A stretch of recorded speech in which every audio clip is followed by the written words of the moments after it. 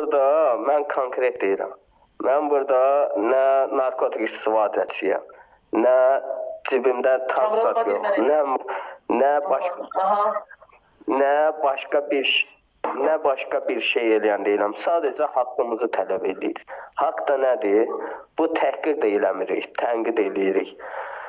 Yəni bu söhbət budur ki, qardaş, bu saatların millət hamısı acından ölür. Kamuran kimisi çıxmır, kimisi çıxsın. Millətin hamı acizin görür. Hamı bu saatların pis yoldadır. Nətər pis yolda? Əlavə bir fikirləşdiyimiz kimi yox. Cəmaat bilmir çörək pulunu necə qazansın.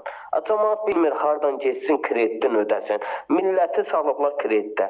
Milləti salıblar lap pis yola. O bir qardaş sən düz dedin də. O şeyləri gətiriblər,